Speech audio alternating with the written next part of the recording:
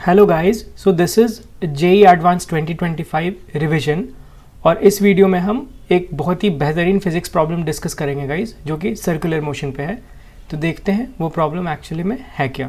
तो देखो, हमें ये सवाल कुछ इस तरीके से बोल रहा है गाइस कि एक सिंपल पेंडुलम है, जैसा कि फिगर में भी आप देख सकते हो, एंड वो रिलीज़ किया जा रहा है ए पॉइंट से, मतलब जब हॉरिजॉन्टल है वो कम्प्लीटली, तो वहाँ से रिलीज़ किया जा रहा है।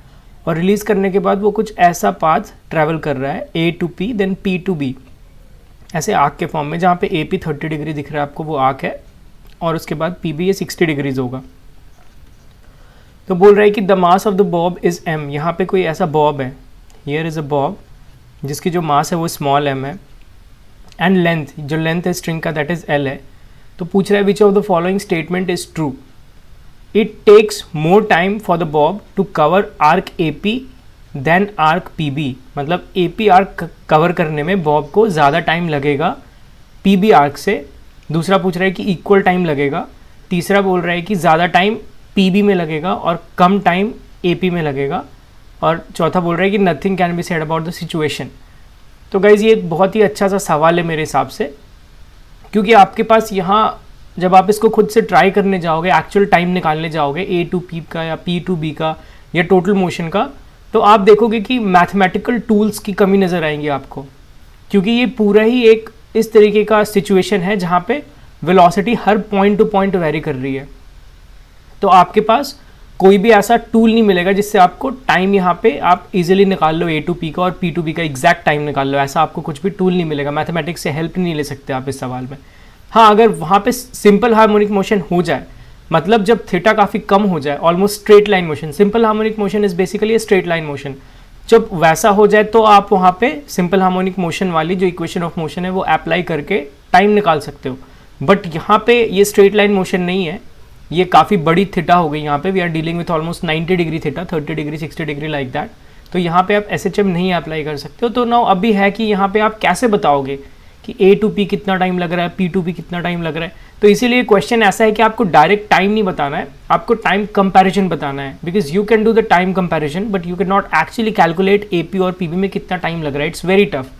सो हम चलो यहाँ पे देखते हैं कि कैसे क्लेवर तरीके से ए टू पी आर्क और पी टू बी आर्क जाने में टाइम की कुछ रिलेशनशिप निकाल सके, जिससे हम बता सके कि ए पी और पी बी में टाइम कितना लगेगा। तो आप भी पॉज करो वीडियो को और सोचो गाइस कि कैसे अटेम्प्ट कर सकते हो, कैसे टाइम के एक्चुअल में रिलेशनशिप निकाल सकते हो। तो चलो अभी मैं स्टार्ट करता हूँ सोल्यूशन ऑफ दिस क्वेश्चन। तो सबसे पहले अगर मैं AP पे गौर फरमाऊँ गाइस, दिस AP जो फर्स्ट आर्क है हमारे पास A टू P का, वहाँ पे अगर देखूंगा तो देखो A पे ऐसे बॉब है इनिशियली, उसको यहाँ से छोड़ा गया, वो P पे आ रहा है, एंड वो जब P पे आ रहा है तो वो बेसिकली एक आर्क फॉलो कर रहा है, A to P, that is an arc, that is not vertical but एक आर्क है। तो क्यों ना हम यहाँ पे इस पर्टिकुलर टाइमिंग जो ए टू पी का है उसको मैं लिखता हूँ TAP, उसको कंपेयर करो सबसे पहले वर्टिकल टाइमिंग के साथ। मतलब सपोज करो ए टू पी जब बॉब कंप्लीटली वर्टिकल आएगा, जब फ्री फॉल मोशन होगी ए टू पी आने की, तब कितना टाइम लगेगा। तो ऑब्वियसली तब जितना टाइम लगेगा वो टाइम बेसिकली कम होगा इस वाले टाइम से, मतलब ये टाइम ऑब्वियसली ज़्यादा होगा उस वाले टाइम से। क्यों ज़्यादा होगा गाइज? क्योंकि ए टू पी में आप एक्सेलरेशन देखोगे तो ए पे एक्सेलरेशन सबसे ज़्यादा है, जब ये कंप्लीटली हॉरिजॉन्टल है तब यहाँ पे एक्सेलरेशन सबसे ज़्यादा है G। बट उसके बाद जैसे ही आप आगे की ओर बढ़ रहे हो टुवर्ड्स P, तो ये G एक्सेलरेशन कम होती जा रही है। तो जब स्मॉल g एक्सेलरेशन बेसिकली कम होती जा रही है धीरे धीरे, मतलब एक्सेलरेशन कम होती जा रही है धीरे धीरे ए टू पी में, तो ऑब्वियसली इसके बाद जो टाइम होगा वो धीरे धीरे बढ़ता जाएगा। लेकिन फ्री फॉल में क्या है, वो throughout A to P g acceleration से ही नीचे जा रहा है, तो ऑब्वियसली उसकी टाइम जो होगी वो कम होगी बिकॉज ज़्यादा एक्सेलरेशन है। लेकिन ए टू पी में एक्सेलरेशन धीरे धीरे कम होता जा रहा है, दैट्स वाई यहाँ पे टाइम स्ट्रेच हो जाएगा, यहाँ पे टाइम बढ़ जाएगा। तो इसीलिए मैं उसके साथ एक कंपेयर कर सकता हूँ ए टू पी में। तो जब उस स्टेप 1 मैं इसको बोलता हूँ, तो जब स्टेप 1 में मैं इसके साथ अगर कंपेयर करूँगा तो ए टू पी जब फ्री फॉल होगा तो कितना एक्चुअली टाइम लगेगा। तो फ्री फॉल में देखो इनिशियली वेलोसिटी 0 हो जाएगी हमारे पास, एक्सेलरेशन बेसिकली प्लस g हो जाएगा, I am taking downward as the positive, and जो डिस्टेंस होगा हमारे पास AP y, वो बेसिकली कितना होगा, तो देखो ये L है, so this will be what, this will be L sine of theta guys. तो L साइन ऑफ 30 डिग्रीज हो जाएगा हमारे पास ये वर्टिकल डिस्टेंस AP वाला। तो यहाँ पे आप टाइम इजीली निकाल सकते हो, y is equal to UT plus of half AT square से आप इजीली यहाँ पे टाइम निकाल सकते हो गाइज। तो टाइम यहाँ पे कितना आ जाएगा, देखो जो u है हमारे पास दैट इज L sin 30, तो L/2 मैं लिख सकता हूँ, u is basically 0, half a is g multiplied by t square हो जाएगा यहाँ पे हमारे पास। तो यहाँ से कहीं ना कहीं आएगा, ये देखो 2 कैंसिल हो गया, so this is under root of L/g आया दैट इज t। तो ये जो टाइम आएगा इस फ्री फॉल वाला time that is under root of L/g। तो ये वाला टाइम जैसा मैंने बताया ऑब्वियसली t ऑफ AP जो एक्चुअल टाइम होगा आर्क में ट्रैवल करने का वो ज़्यादा टाइम होगा in comparison to this, TAP is greater than under root of L/g। So this is our relationship 1, ये सबसे बहुत ही इंपॉर्टेंट रिलेशनशिप है। तो एक चीज़ तो हमने जान लिया कि AP का जो टाइम है आर्क में ट्रैवल करने का वो फ्री फॉल वाले टाइम से ज़्यादा है, ये फ्री फॉल वाला टाइम था और ये एक्चुअल आर्क में ट्रैवल करने का टाइम था। अभी दूसरे स्टेप पे जाते हैं हम।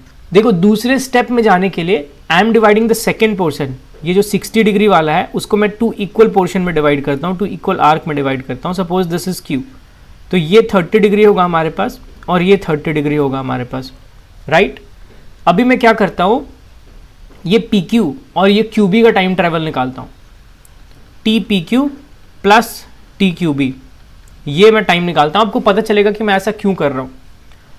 ये टाइम अभी आप कैसे निकालोगे, देखो एक्चुअल में हम पूरा टाइम नहीं निकाल पाएंगे, ऑब्वियसली हम इनइक्वालिटी पे काम कर रहे हैं यहाँ पे। तो अगर आप वेलोसिटी एट पॉइंट P निकालोगे तो आप क्या बेसिकली पाओगे, देखो velocity of at point P निकालने के लिए आपको ऑब्वियसली एनर्जी कंजर्वेशन यूज़ करना पड़ेगा, हमने सर्कुलर मोशन में बहुत ही अच्छे तरीके से पढ़ा है गाइस। तो अगर मैं इसको डेटम मानता हूँ, let us suppose this as datum, यहाँ पे 0 पोटेंशियल एनर्जी है हमारे पास, तो P पॉइंट पे कितनी पोटेंशियल एनर्जी होगी, वेल mgl साइन ऑफ 30 होगी P पॉइंट पे, and that will be equal to what, velocity at that point means kinetic energy at that point that is half mvp square होगा हमारे पास। तो यहाँ से जब आप Vp निकालोगे then you will find it to be 2gl sine of 30, this is basically Vp। Similarly आप जब VQ निकालोगे तो VQ के लिए again half mvq square that is equal to what, potential energy at Q। तो यहाँ पे अभी पोटेंशियल एनर्जी कितना होगा, देखो L है and this total is basically 60 degree, ये टोटल 60 है, तो हम इसको mgl साइन ऑफ 60 लिख सकते हैं and this m cancelled out, 2 इस तरफ आ जाएगा। तो यहाँ से VQ बेसिकली कितना आ जाएगा guys, that is root under 2gl sine of 60 हो जाएगा हमारे पास। तो इसको फर्दर आप सॉल्व करोगे, sine 60 is basically √3/2, so under root of √3gl हो जाएगा हमारे पास, and this is what, this is root under GL होगा हमारे पास बेसिकली। तो ये बेसिकली VP होगा guys, root under GL, and this is basically VQ that is root under of √3gl। तो हमारे पास VP और VQ निकल कर आ गया। अभी देखो आपको यहाँ पे दिख भी रहा है और थोड़ा सोचो भी अभी कि जैसे जैसे हम A पॉइंट से नीचे की तरफ जा रहे हैं अलॉन्ग दिस आर्क ऑब्वियसली, तो क्या हो रहा है, वेलोसिटी बढ़ रही है, कम हो रही है, क्या हो रहा है। तो अभी हमने ये निकाल कर भी देख लिया है, A पॉइंट पे 0 है, वेलोसिटी एट पॉइंट पे देखो रूट अंडर GL है, but velocity at point Q क्या है, रूट अंडर √3gl, मतलब VQ ऑब्वियसली बड़ा है VP से। तो यहाँ पे हमें क्या समझ में आ रहा है कि जैसे जैसे आर्क में नीचे ट्रैवल करती जा रही है बॉब, तो उसकी वेलोसिटी बढ़ती जा रही है। तो ऑब्वियसली VP जो यहाँ पे वेलोसिटी है, P to Q आप ट्रैवल करोगे तो नीचे की तरफ ये वेलोसिटी बढ़ती जाएगी। तो अगर मैं P to Q मोशन वाले को पूरे कांस्टेंट वेलोसिटी पे मानूं, जो वेलोसिटी एट P हमारी आई है रूट अंडर GL, और उस वेलोसिटी को, वेलोसिटी एट P को कांस्टेंट मान के PQ डिस्टेंस लेकर अगर टाइम निकालूंगा तो वो टाइम ऑब्वियसली ज़्यादा ही होगा जो एक्चुअल में PQ डिस्टेंस ट्रैवल करेगा वो बॉब। क्यों? क्योंकि नीचे जाता जाता वेलोसिटी एक्चुअली में बढ़ रही है, बट हम यहाँ पे ऑलरेडी मिनिमम वेलोसिटी ले रहे हैं, velocity at P is basically minimum, और उस मिनिमम वेलोसिटी से हम टाइम निकाल रहे हैं, तो वो टाइम ऑब्वियसली ज़्यादा होगा जो एक्चुअल टाइम यहाँ पे होगा, क्योंकि एक्चुअल टाइम में P की वेलोसिटी धीरे धीरे बढ़ेगी, मतलब जैसे जैसे आप नीचे जाओगे यहाँ पे आर्क पे ट्रैवल करोगे तो वेलोसिटी बढ़ेगी, तो वो टाइम ऑब्वियसली कम ही होगा। तो let us find the big time. Similarly Q to B, velocity of Q जो है, वेलोसिटी एट Q वो बेसिकली कम होगा, लेकिन जैसे आप Q टू B की तरफ जाओगे तो वेलोसिटी धीरे धीरे बढ़ेगी। तो अगर आप वेलोसिटी एट Q को कांस्टेंट मानकर और QB डिस्टेंस लेकर टाइम निकालोगे तो वो टाइम ज़्यादा ही आएगा, एक्चुअल टाइम कम आएगा। तो मैं यहाँ से इस रिलेशन को अगेन एक इनइक्वालिटी में कन्वर्ट करना चाहता हूँ कि TP to Q plus TQ to B, ये जो एक्चुअल टाइम होगा वो लेस होगा। किससे लेस होगा? जब मैं कांस्टेंट वेलोसिटी मानूंगा, वेलोसिटी एट पी को कांस्टेंट मानूंगा पी टू क्यू। तो P to Q actually distance कितना है? पी टू क्यू जो डिस्टेंस है theta is equal to L by R से आप सॉल्व कर सकते हो। दैट इज एल थीटा यहाँ पे पी टू क्यू डिस्टेंस होगा। Similarly Q to B L theta होगा। थीटा इज पाई बाय 6, तो L pi by 6 is basically the distance. तो distance upon speed VP, P पे निकालो तो plus L pi by 6 into V Q, अगर Q पे निकालू तो टी पी टू क्यू जो होगा plus T Q to B होगा। ऑब्वियसली इससे कम होगा, मतलब इन दोनों को आप समेशन करोगे तो इससे कम होगा, बिकॉज ये हमने कांस्टेंट वेलोसिटी पी और कांस्टेंट वेलोसिटी एट क्यू माना है, जो कि उस रेंज का सबसे मिनिमम वेलोसिटी है। तो मिनिमम वेलोसिटी तो ऑब्वियसली टाइम सबसे मैक्सिमम होगा। तो यहाँ से जब आप उस वेलोसिटी को वापस से पुट करोगे, इसमें जो वेलोसिटी हमने ऑलरेडी निकाला है that is less than L pi upon 6 into V P हमारे पास कितना है, that is root under G L plus L pi upon 6 multiplied by root under 3 G L. इसको जब आप सॉल्व करोगे by putting the value of pi G और जितनी भी है रूट 3, ये सबको आप सॉल्व करोगे, then you will get approximately equal to 0.92 root under L upon G. ये आपको T P Q plus T Q B is less than this 0.92 root under L by G होगा इसको सॉल्व करने के बाद गाइज। नाउ हमने step 1 में क्या निकाला था, that is T A P. जो टी ए पी टाइम है that is greater than root under L by G, ये हमने स्टेप 1 में निकाला था और ये हमने स्टेप 2 में निकाला। अभी जब आप इन दोनों को कंपेयर करोगे तो आपको यहाँ पे बहुत ही अच्छे तरीके से दिख रहा है actually T P to Q plus T Q to B क्या है, it is nothing but T P to B. This is nothing but T P to B. यही है हमारे पास जिससे एक्चुअल में टाइम कंपेरिजन करना है, T P to B and T A to P. तो टी ए टू पी आपको time मालूम है this, and T P to B अभी टाइम मालूम चल गया दिस, मतलब T P to B is actually less than this and T A to P is basically greater than this. But जब T P to B और T A to P को यहाँ पे आप कंपेरिजन करोगे तो आपको यहाँ पे पता चल रहा है that this is basically lesser. जो 0.92 root under L upon g है, this is basically lesser than root under L by g. That is very much clear. मतलब ये जो टाइम है टी पी टू बी ये इससे भी कम है। ये तो ऑब्वियसली अभी लेसर ही है बट इससे भी एक्चुअल में टाइम कम है। और जो टी ए टू पी है रूट अंडर एल बाई जी वो बेसिकली इससे भी ज़्यादा है। तो यहाँ से डायरेक्ट हम बोल सकते हैं that T A to P is basically larger than T P to B. ये हम यहाँ से इजीली बोल सकते हैं। आपको सोचो, ये बहुत ही आसान सी चीज़ है जो मैं यहाँ पे बोल रहा हूँ।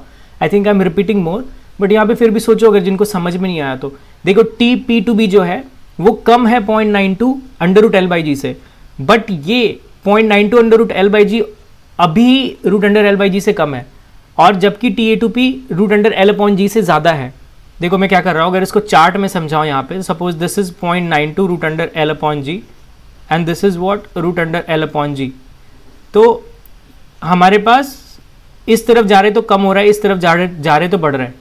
तो हमारे पास 0.92 root under L by G से भी कम होगा। जो टी पी टू बी है वो एक्चुअली इस तरफ ही होगा, मतलब इससे और कम होगा, और टी ए टू पी है वो इस तरफ होगा, इससे ज़्यादा ही होगा।